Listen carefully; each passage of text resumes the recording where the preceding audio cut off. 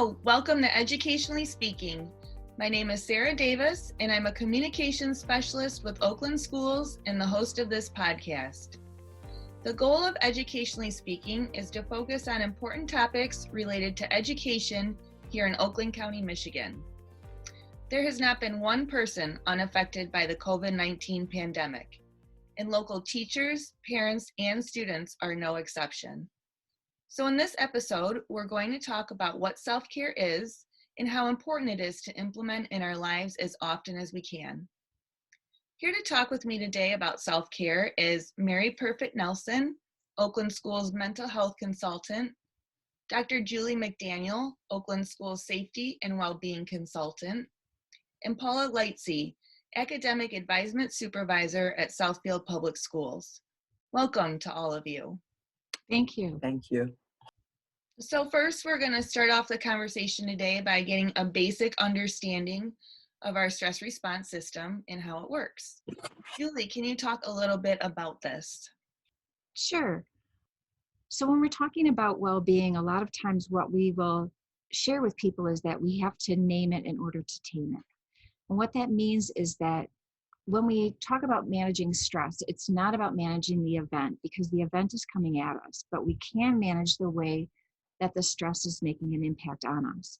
And so what I'd like to do just for a few minutes is to talk about how stress makes an impact on us. Well, the first thing to understand is that the brain's most important function is not to think. And a lot of people are misunderstood that. The brain's most important function actually is to keep us safe. One way to think about this is simple 3 questions. So the brain develops from the back all the way to the front of the head. And in the back, in the deepest part of the brain is the brain stem. And that's where our deep memories live and also our senses. In this part of the brain is constantly asking the question, am I safe? It is like a smoke detector of the brain. And when the brain feels that it's safe, and so this is asked every nanosecond, the next question is engaging the limbic system, where our feelings and emotions live. And that question is, do I belong and am I loved? And so the first most important part of the brain is to find that sense of safety. The second is to find that sense of belonging. Safety and belonging, and these are felt feelings. This is not about extra locks on the door or vaccinations. This is the feeling of being loved. This is the feeling of being safe. When those 2 things happen, the brain is open to learning. This is before COVID and after COVID. And so when we think about stress management, the most important priorities are safety and belonging. When the brain senses that it's not safe and that it doesn't belong, it sends a message to the entire body that they need to be on alert. The first thing that we want to do is to run away. And if that doesn't work, we want to hide we want to fight. So this fight-flight mentality continues, this cycle continues until the brain is actually able to find safety again, or if the body becomes exhausted. When the brain sends a signal to the body, there are a number of things that happen to us in stress. Our heart rate and our blood pressure goes up, our digestion becomes inefficient, our pupil size actually increases. All of this stuff is happening without us calling the shots. Our brain is making all of this happen. And so when we think about managing a stress, it's understanding what's happening inside our body in order to kind of counteract that. This is particularly difficult for children for a number of reasons. But safety and belonging are always our first priority. Right, and you just mentioned in particular hard on children. Can you talk about how, especially during this pandemic, stress has been quite difficult for adolescents? The reason that our children have a harder time during COVID, during any kind of experience, and we're experiencing an intense period of stress from a national crisis to the American racial injustice pandemic and COVID-19, it's especially difficult on our children. And the reason is that from birth until age 25, the brain is in the most intense period of development. But when we are under stress, our natural oxytocin that ceases to flow through the body, and instead the stress response system sends adrenaline and cortisol through the body. in a still developing brain, adrenaline and cortisol is very dangerous. And so when our children are experiencing stress in childhood, they're also experiencing neurodevelopment disruption. There's also other reasons that is particularly hard on our kids. One, 4 reasons in particular that it's rough is because, and this is the work of Dan Siegel, by the way, this is a neuroscientist. He says that the adolescent brain, and so again, this is to age 25, there are 4 characteristics of it. It seeks novelty. It's socially engaging, meaning that the only thing that these kids are focused on is connecting with their peers. Not that we let them do all of that. We still remain up in their business, but our kids are focused on being together, they are emotionally intense. When they say it's the worst day of my life, it is the worst day of their lives.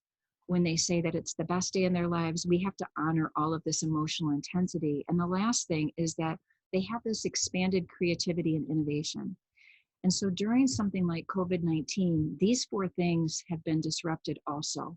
And so there's no way for our kids to have these new social connections. It's not just that they're connected with their kids, their friends, their peers, but they also need new social connections. There's also a loss of ritual during COVID-19, and this is especially difficult on our kids, that there's no measure of their growth, that there's no homecoming and Winterfest or spring musicals or award ceremonies. They have no way to judge how they're growing. They also are really not getting enough acknowledgement, and our kids crave that. And so without the award ceremonies, without constant feedback that they get in in-person school, there's a loss there as well. And always, always, always there's a disruption of safety and belonging. But while we're also thinking about giving them the freedom to be themselves and to meet these needs, we also need to know that it's important for us to maintain and establish healthy boundaries during this time. So keeping in mind the brain development phase that they're going through, when we think about safety, again, it's not about locks on the door or metal detectors or any of that. It's really that feeling of being safe. And when we provide predictable routines, schedules, anything that kids know exactly what is expected of them, that actually encourages a sense of safety. It also encourages a sense of belonging. And so we want to make sure that we provide as much predictability in this unpredictable environment as possible. We also know that children are concrete thinkers, and that when we need to be avoid any abstract or big idea pictures with them. We need to give them concrete details, and we need to make sure that we're helping them self-manage. They don't really know how to do that. And when we give them these kind of boundaries and we give them this predictability, it actually helps them understand the impact of their words and actions on other people. And it also helps them, it gives them a place where they can actually push the limits. We've created this safe place for them to make mistakes, and that it's a safety net underneath them. And so while we're trying to meet the needs that they have for this novelty and social engagement, we also create and maintain these healthy boundaries so that they're able to be vulnerable within that. Okay, and earlier you mentioned the importance of personal connection, which is so difficult right now. How can students personally connect with one another despite the pandemic? I think that one thing that COVID-19 has taught us is that this technology is actually a godsend, and that we have found that places like Zoom or WebEx or even Google Classroom, anytime that we can interact with one another and we can see one another, it's very important. We actually find safety in one another through eye contact and facial expression and tone of voice. But tone of voice is actually more important, I think, than we realize. That recent research has shown. I worry about some of our kids that have sensory issues. And so I know that the skin is the largest organ, and that when we are able to touch one another, there's natural chemicals that are released that actually soothe the body. What do we do at a time that we can't touch one another? Well, research has shown us now that the tone of voice actually can release those same chemicals. It is such a fabulous thing. And so our kids who are not used to talking on the phone, this is a time where we are now seeing how kids are calling one another. We need to encourage them to do this, because when they are seeking to connect with one another, that texting is not going to bring the satisfaction, that sense of belonging that a tone of voice will. And so that's one thing that's a blessing of COVID-19, is that it has shown us again that that personal interaction that we have, the tone of voice, the way that we speak to one another is incredibly powerful. Right. Great advice, Julie. Thank you so much for that insight. Now on to teachers and parents. Mary, can you talk about compassionate self-care and how it is so important for these two groups? Absolutely. And before we talk actually about compassionate self-care, I need to differentiate between two things: stress and stressors. So stressors are the things that are happening on the outside that we are experiencing that are causing stress in the body. And so we know that collectively right now, we are all experiencing these stressors that we've never had to experience before. And people are experiencing that in different ways. And so what's stressful for you might not be stressful for me, correct? So we've got all these new stressors that we're trying to manage, and they're causing stress in our bodies, and we can feel it. I'm sure that everyone in the audience has had moments where they're feeling the stress in their body. Maybe their heart's racing, maybe they're feeling sweaty. There's all different ways that it shows itself. But when we think about the stressors, we definitely have to deal with them. We have to deal with the things that are happening to us. Many of the things right now are very unpredictable, and we have zero control over them. And that truly could be the root of anxiety in many, many people, is not having any control over things. So I think it's vital that we immediately label stressors as either ones that we can control or ones that we can't control, because they're two very different things. And so when we know that it's something we can't control, it makes it really difficult. We need to label it that. And at that moment, when we have a stressor that we can't control, rather than feel like a victim, we need to look for the good. We need to reframe it. We need to reframe difficulties as opportunities for growth. And I think right now, many of us during the pandemic have actually done that, like looking for the good. Like, how am I benefiting from this? How is this making my child stronger? How is this making us more grounded in what matters to us? Things like that. We need to reframe these difficulties as opportunities if we cannot control them. And secondly, the things that we can control, we need to really label them as that and do some planful problem solving around them. And so Julie mentioned many things. Creating routines are really helpful for things that we can't control. Create routines during your day, make sure that you're eating well, make sure that you're taking care of your body. Self-care happens to be one of those things that we actually do have control over, and which is why we've got to be really, really intentional about it. And it needs to be planned, and we need to make sure it happens. I know right now in my neighborhood, I was seeing people I've never seen before walking at night, and even mothers with babies walking at night. And I would just applaud them, because I know they were being very intentional about making sure that they moved their body, which is really a part of how we manage the stress in our bodies. So being really aware of what we can or cannot control it is the first thing we need to do. And then we also, and most importantly, we have to deal with the stress in our bodies. It's really when we're experiencing something stressful, it comes in, we are housing it in our bodies. We need to do something with it.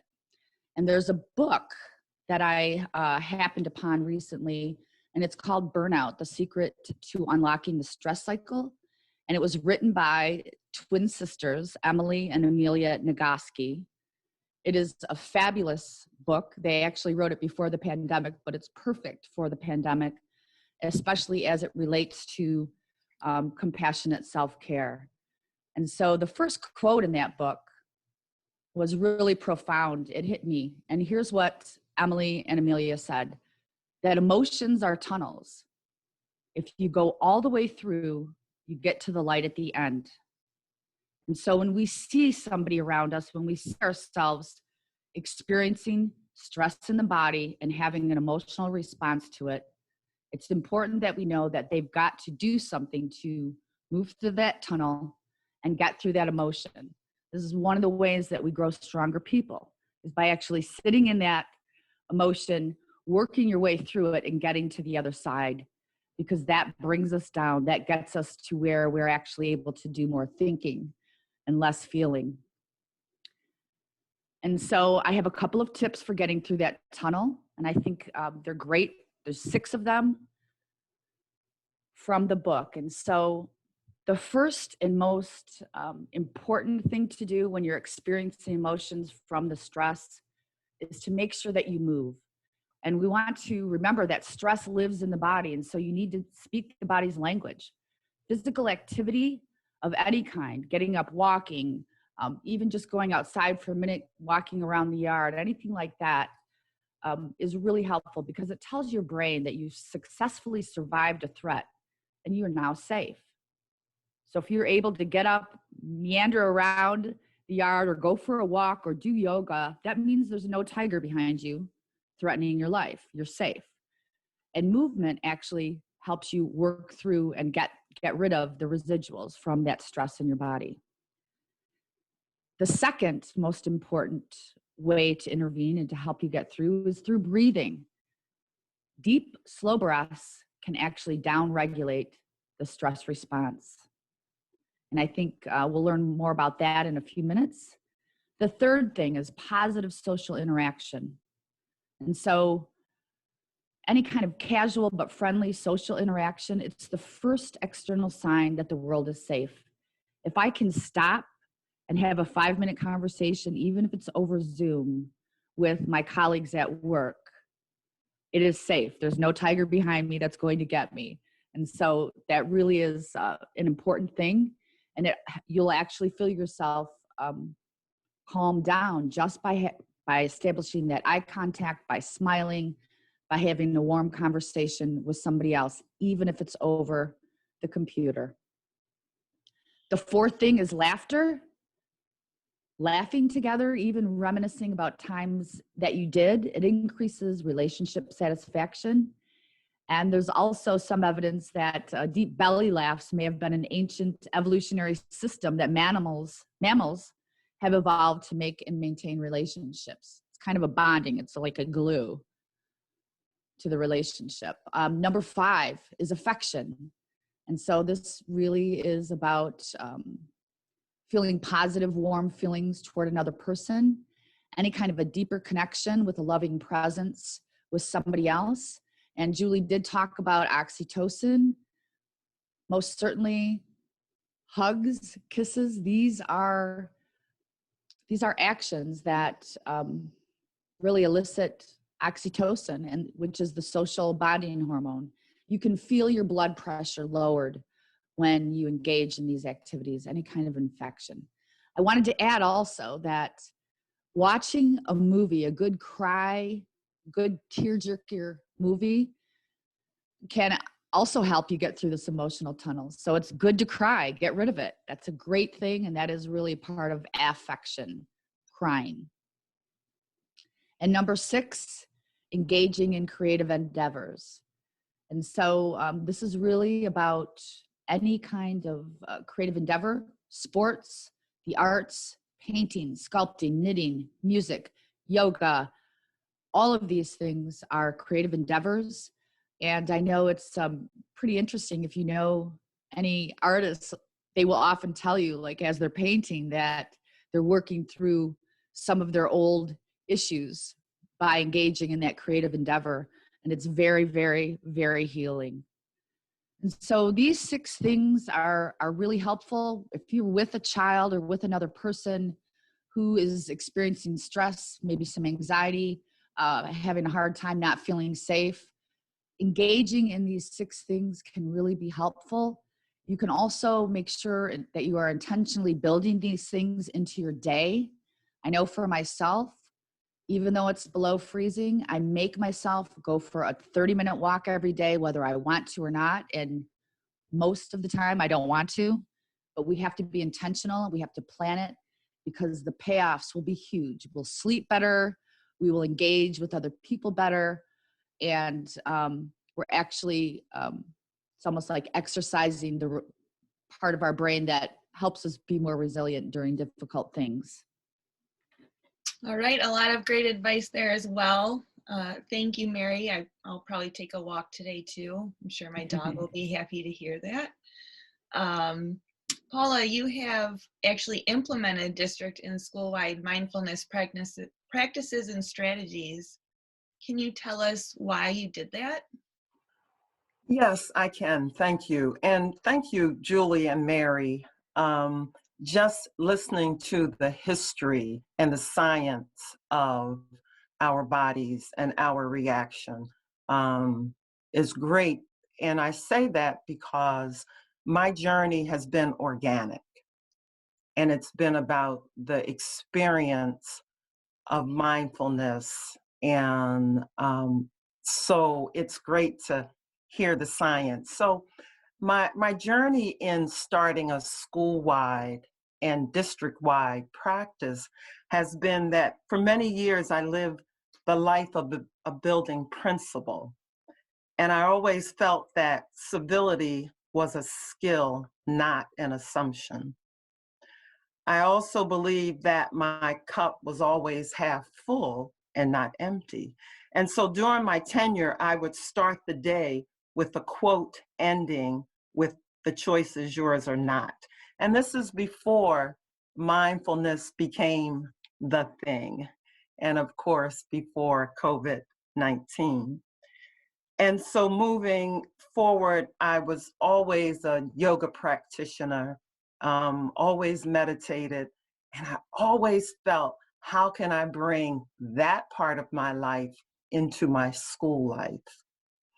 And so I began to do mindful minute announcements in the morning. So every morning we would pause, the whole entire school would pause, parent, student, staff, and I would read a quote. We would breathe in, breathe out, and then we would begin our day. And you could feel that energy in the building. And so I knew that if it was working in the building, it truly could work outside of the building. And so I began to talk about it. Going to a meeting, it made sense that, okay, let's stop, pause, and breathe. And all of this was happening before COVID. So when COVID happened, it only made sense to push it even further. And so for several years in the building, we were able to expose students, staff. We had a consultant come in. She worked with students. And so we began the journey of being a mindful school. Another reason it was pushed further into the district, and that is presently COVID. People are suffering. They're stressed out. They don't know what to do, at what time. All they know is they have these feelings in their body. And so pausing made sense. Why wouldn't you pause? But we don't know how to pause. We just move through our day. And so during staff meetings, we began to pause, create those rituals. Any conversation that I have, I'm always saying, okay, let's breathe first. And so when you embody the practice, you embody the practice. And so that was a reason for bringing it to the building and pushing it into the district.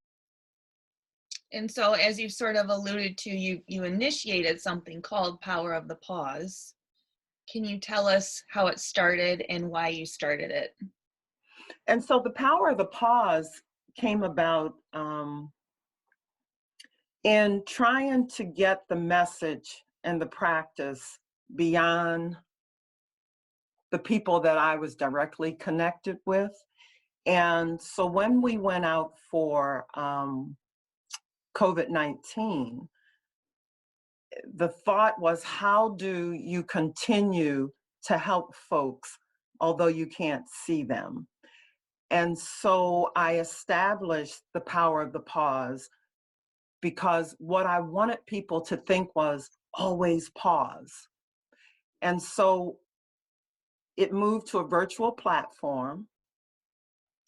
Anyone was welcome. It happens at 9 o'clock on Monday mornings and 9 o'clock on Wednesday mornings. You come in, it's for 30 minutes, and we sit and we meditate. Often it's a guided meditation, but there's always some learning about SEL, so something about self-awareness, something about self-management, and we are building community. And there are consistent people that come. Some people pop in, and so it's called Power of the Pause. The acronym is POP. So you can pop in at any time. You don't have to come every Monday and Wednesday. You come when you can. And so that was how the Power of the Pause was established. Right, and just to be clear too, Power of the Pause is now for the whole community too. It's not just something at Southfield schools. It's been expanded. Yes, I really believe in community. And when Mary was talking about being in the neighborhood and seeing people walk, I just truly believe in community, because if we're doing it in Southfield, then why wouldn't we extend that beyond Southfield? And so we're creating a culture, creating a safe environment where if you just need a moment before you start your day, come, sit, learn, experience. And what you experience is calmness. The end result always is, I feel calm, I feel peaceful. And so here's an example of what it's like to just pause. There's an exercise called a 4x4x4x4. And you can do it wherever you are. And all you do is plant your feet, sit up straight or stand up straight, and inhale deeply through your nose. And you count to 4. And then you pause and you count to 4. And then you exhale deeply through your mouth or your nose, and you count to 4. And then you rest and you count to 4. And you do that cycle 4 times. And then you experience the relaxation and the peace that comes over your body. And you can do that anywhere at any time. And there are other exercises, just a mindful appreciation, finding 5 things in your life, in your world, that you never think of, finding those things, and then stop and be intentional and appreciate them. And figuring out, well, where does that come from? What benefit is it? But just being intentional with your focus. And then there's another one I love, and kids love this too, is take 5. So you put your hand up, or you don't have to put your hand up, because if you're in an environment where you're around people, and sometimes it's embarrassing, and you trace your hand with your finger, and you're just there. You're intentional, you're feeling what it feels like, and it's the focus. Mindfulness isn't difficult. It isn't difficult at all. You just have to remember to do it. And most anything that we do can be mindful. Any movement, if you stretch your arms out, you inhale and you bring them back together, you exhale. When you do a chore, you inhale and then you exhale. It can be done anywhere. There is a power in a simple thing, and it's our breath for those of us that have breath at this time. And I'm always mindful of that with COVID and people that may be struggling with breathing. And so a little bit of breath is a joy. And so I just want folks to be aware that breathing is one of the most basic self-care habits that we can practice and be aware of. And know that if you're not intentional or aware of your breath, just focusing for 21 days on your breath, or just acknowledging your breath, changes a habit. And John Kabat-Zinn, who's the founder of mindfulness, he has a quote that says, "The little things, the little moments, they aren't little." And that's the way I feel about the gift of breathing. Well, thank you, Paula. Also, just some very, very useful tips here. You guys are all amazing. Do you have any other resources that you can recommend to our listeners? Paula, you want to go first? I have a lot of resources actually, and I'm just going to mention a few of them. But for families and educators, there's a box of mindful game activity cards, and you can use them with adults and kids. And it was created by Susan Kaiser Greenland with Annika Harris. There are 55 fun ways to share mindfulness with kids and teens and adults, because breathing is for everyone. And then there's another one. There's a book. I love this book. It was written by 4th grade students and the teacher, called Breath for Friends Forever. There are several tips. As you know, the internet is a powerful tool. So there are several resources on the internet. So I just wanted to share those few. All right. Thanks, Paula. Mary? I think for now, this book, Burnout, The Secret to Unlocking the Stress Cycle by Emily and Amelia Nagoski is something that I think most anyone would benefit from. That's the one resource that I would share right now. Oh, and Paula, looks like you have one more. Back to Paula for a minute. And this isn't a shameful plug. There's an organization locally in Michigan called the Michigan Coalition for Mindful Education, MC for Me. And if you Google that .org, there are many opportunities. There are retreats. There are free opportunities to log on from Monday to Friday for free meditation sessions. So it's a great resource for parents, for students, and the community as a whole. All right, great. And Julie? Yes, 3 websites that I would highly recommend for families, for educators, for even professionals. The Greater Good Science Center out of Berkeley, the National Child Traumatic Stress Network, and also the Child Mind Institute. All 3 of those are research and evidence-based, and they've been able to translate this research into very practical ways to apply all of this really good research on the impact of stress on the body and how to mediate that. All right, excellent.